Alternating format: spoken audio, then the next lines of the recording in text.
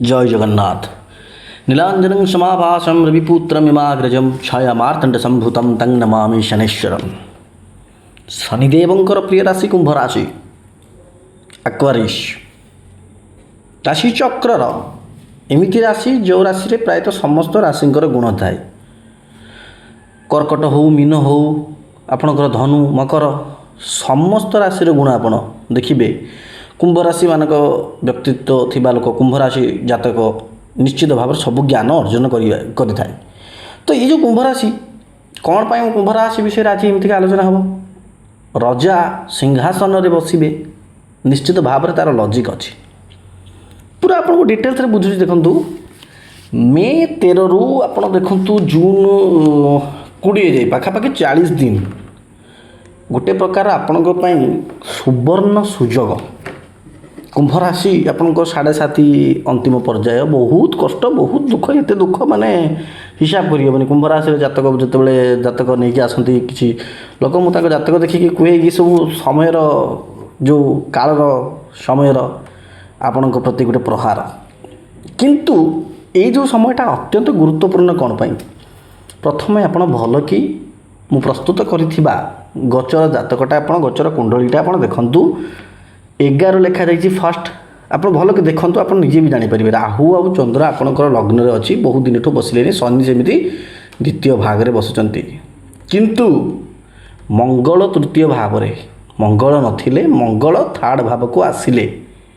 मंगल शनि साथी थे अंगारक जुगरे थे किंतु मंगल वर्तमान मेष राशि अत्यंत स्ट्रंग पोजिशन रे पराक्रम भाव में बसिचंती जद्वारा आपण मानकर लाभटा कौन हम आपण माने पराक्रमी होइजिबे।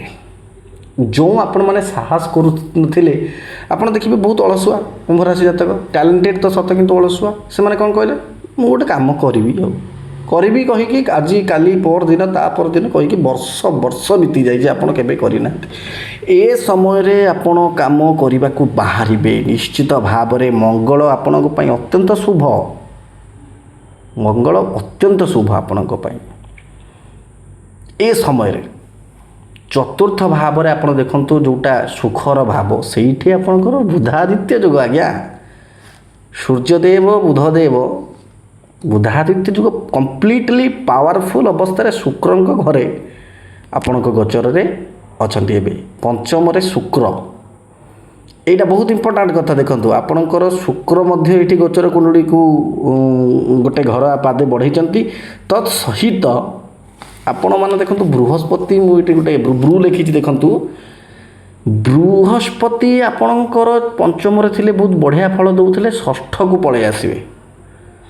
रोग ऋण शत्रु चाकरी क्षेत्र आपड़ जदि लोन हो नाला लोन जदि आपणकर क्या सुझीबार थिला सुझीदेवे आपण यही समय आपण मैंने सबकि करेंगे। चाकरी आपणकर हम कहीं बृहस्पति दृष्टि सीधा जाए कर्म भाव में आप देखो 8 लेखा जाइए 8 माने मंगल राशि मंगल को साथी बृहस्पति जो योग बृहस्पति दृष्टि कर्म क्षेत्र में आपण अत्यधिक उन्नति करेंगे।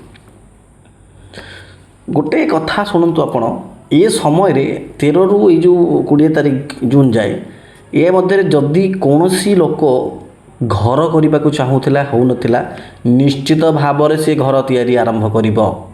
जदि जगह प्रॉपर्टी रिलेटेड इश्यू थिला निश्चित भाव ठीक हम।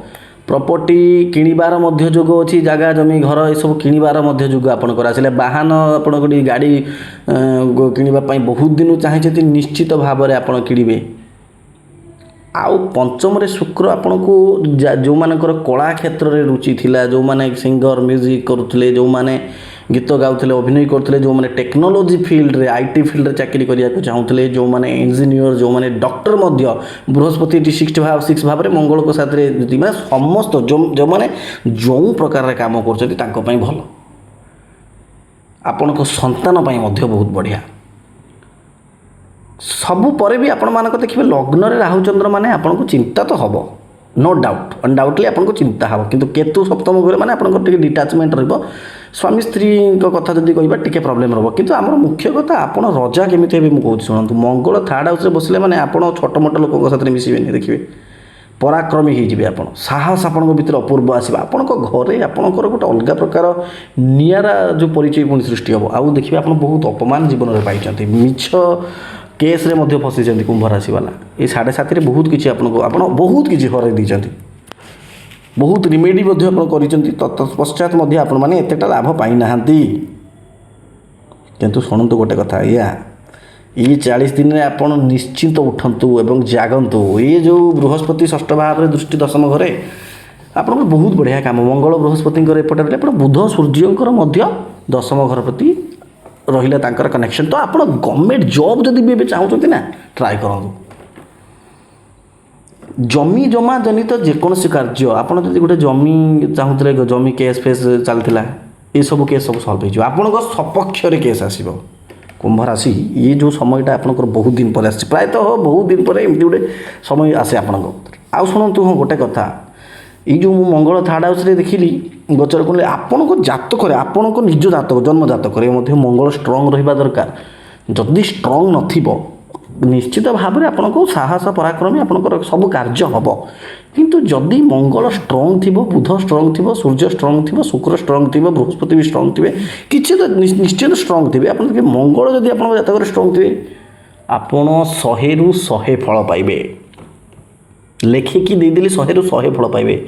ମଙ୍ଗଳ କେମିତି ଆପଣ ଜାଣିବେ ଷ୍ଟ୍ରଙ୍ଗ ଅଛି ନା ନାହିଁ? ଆପଣଙ୍କ ଜାତକ ଖୋଲିବେ, ଆପଣ ଦେଖିବେ ମଙ୍ଗଳ କେଉଁଠି ବସିଛନ୍ତି, ନଚେତ ଆମକୁ ଫୋନ୍ କରିବେ, ଆପଣଙ୍କ ଡିଟେଲ୍ସ ଆପଣଙ୍କୁ ପଠାଇବେ। ଆରାମସେ ଆମେ ଜାତକ ଦେଖିବେ। କାହିଁକି କହିଲେ, ବହୁତ ଜଣ କୁହନ୍ତି ଯେ ଜେନେରାଲ, ଏଇଟା ହେଉଛି ଜେନେରାଲ ପ୍ରେଡିକ୍ସନ୍ ନା। କୁମ୍ଭ ରାଶିରେ ଦେଖନ୍ତୁ ହଜାର ହଜାର କୋଟି କୋଟି ଲୋକ। ଆପଣଙ୍କ ମୁଁ ଏତେ ବଢ଼ିଆ କଥା ଗୁଡ଼ାକ କହିଲି ଏବେ କୁମ୍ଭ ରାଶି ପାଇଁ, ଯଦି ଆପଣଙ୍କର ନହେଲା ଆପଣ ତ ମୋତେ ଦୋଷୀ ଭାବିବେ ନା। କଥା ହେଉଛି ଆପଣଙ୍କ ଜାତକ ମଧ୍ୟ ଦେଖିବା ଦରକାର। ଯଦି ଆପଣଙ୍କର ମଙ୍ଗଳ ଠିକ୍ ଅଛି, ନିଶ୍ଚିତ ଭାବରେ ଆପଣ ବହୁତ ବଢ଼ିଆ ରେଜଲ୍ଟ ପାଇବେ। ଯଦି ଖରାପ ଅଛି, ଆମେ ଆପଣଙ୍କୁ ରିମେଡ଼ି କହିବା, ମଙ୍ଗଳ କେମିତି ଷ୍ଟ୍ରଙ୍ଗ ହେବ, ସବୁ ପ୍ରକାର ସୁବିଧା ଅଛି। ଆପଣ ଆମକୁ କଲ୍ କରିବେ, ଆମେ ଆପଣଙ୍କର ଜାତକ ଦେଖିବା। ହଁ, ଜାତକର ଶୁଳ୍କ ମଧ୍ୟ ଅଛି, କିଛି ଦେୟ ଅଛି। ଆପଣ ଦେଇକି, ଯେହେତୁ ଦେଖନ୍ତୁ ଜଣେ କାର୍ଯ୍ୟ କରିବ ମାନେ ତାର ନିଶ୍ଚିତ ଭାବରେ ସିଏ ପ୍ରାପ୍ୟ ପାଇବା କଥା। ଆଉ ଗୋଟେ ବଢ଼ିଆ ଜିନିଷ ମୁଁ ଦେଖୁଛି ଆପଣଙ୍କର, ଦେଖିବେ ଶୁକ୍ର ପଞ୍ଚମ ଭାବରେ ଆପଣଙ୍କର ଯଦି କୌଣସି ପ୍ରକାର ଫଣ୍ଡ ଥିଲା, ପଇସା ଥିଲା, ଆପଣଙ୍କୁ ମିଳୁନଥିଲା, ଅସୁବିଧା ହେଉଥିଲା, ସେଗୁଡ଼ାକ ବି ସବୁ ଆସିଯିବ। ଆଉ ଆପଣ ଏ ଟାଇମ୍ରେ ଆପଣ ଛୋଟ ମୋଟ ଲୋକ ସାଥିରେ ମିଶିବେନି, ବହୁତ ବଢ଼ିଆ ବଡ଼ ବଡ଼ ଲୋକ ସାଥିରେ ମିଶିବେ। ଆପଣଙ୍କର ଗୋଟେ ଉତ୍ତରୋତ୍ତର ଉନ୍ନତି ହେବ ଏ ଟାଇମ୍ରେ। ଶୁଣନ୍ତୁ ଆପଣ କ'ଣ କରିବେ, ମୁଁ କିଛି ରିମେଡ଼ି ମଧ୍ୟ ଆପଣଙ୍କୁ କହୁଛି। ଆପଣ ମଙ୍ଗଳଦେବଙ୍କର ବୀଜ ମନ୍ତ୍ର ନିଶ୍ଚିତ ପଢ଼ିବେ। ମଙ୍ଗଳଦେବଙ୍କର ବୀଜ ମନ୍ତ୍ର କ'ଣ? ଓଂ କ୍ରାଂ କ୍ରିଂ କ୍ରୌଂ ଶଃ ଭୌମାୟ ନମଃ। ନିଶ୍ଚିତ ଭାବରେ ଡେଲି ପଢ଼ନ୍ତୁ। ଶନିଦେବଙ୍କର ମଧ୍ୟ ପଢ଼ିବେ। ଓଂ ପ୍ରାଂ ପ୍ରିଂ ପ୍ରୌଂ ଶଃ ଶନୈଶ୍ଚରାୟ ନମଃ। ନିଶ୍ଚିତ ଭାବରେ ଆପଣ ପଢ଼ନ୍ତୁ। ହନୁମାନ ଚାଳିଶା ନିଶ୍ଚିତ ଭାବରେ ପାଠ କରୁଥିବେ, ମୁଁ ସର୍ବଦା କୁହେ। ବଢ଼ିଆ ରିମେଡ଼ି ଏଇଟା। ମହାଦେବ ଏବଂ ପାର୍ବତୀଙ୍କର ଆରାଧନା ମଧ୍ୟ କରିବେ। ଆଉ ବୀଜ ମନ୍ତ୍ର ଆପଣଙ୍କ ଜାତକ ଅନୁସାରେ ଦେଖି ଆମେ କିଛି ରିମେଡ଼ି, ଅଲଗା ଅଲଗା ରିମେଡ଼ି ଅଛି, ଯାହାର ଯେଉଁଟା ଦରକାର। ଟିକେ କିନ୍ତୁ ଆପଣଙ୍କର ପେଟ ଜନିତ ପ୍ରୋବ୍ଲେମ୍, ଏଇ ଜିନିଷଟା ଟିକେ ଦେଖାଯାଉଛି। ଆଉ লিভর জনিত কি ডায়াবেটিস জনিত যাହାର କିଛି ଯଦି ପ୍ରୋବ୍ଲେମ୍ ଅଛି, ଟିକେ ଏ ସମୟରେ ମଧ୍ୟ ଏଇଟା ଜଗିବେ। ଭଲ ତ ବହୁତ ବଢ଼ିଆ, ଅର୍ଥ କ୍ଷେତ୍ରରେ ବହୁତ ବଢ଼ିଆ, ଏ ଯେଉଁ ଆପଣଙ୍କର ଇନକମ୍ କ୍ଷେତ୍ର, ବିଜନେସ୍ କ୍ଷେତ୍ରରେ ବହୁତ ବଢ଼ିଆ। କିନ୍ତୁ ଟିକେ ଶାରୀରିକ ପ୍ରୋବ୍ଲେମ୍ ଅଛି, ଯେଉଁଟା ପେଟ ଜନିତ ପ୍ରୋବ୍ଲେମ୍, ଗ୍ୟାସ୍, ଏସିଡ଼ିଟି, କବ୍ଜ, ଏସବୁ ଜିନିଷ ଅଛି। ନିଶ୍ଚିତ ଭାବରେ ଆପଣମାନଙ୍କ ଏଇ ଯେଉଁ ସମୟଟା ଆପଣ ନିଶ୍ଚିତ ଭାବେ କିଛି ନା କିଛି ବଡ଼ କରିବାର ଦେଖାଯାଉଛି। ଜୟ ଜଗନ୍ନାଥ, ଜୟ ଜଗନ୍ନାଥ, ଜୟ ଜଗନ୍ନାଥ।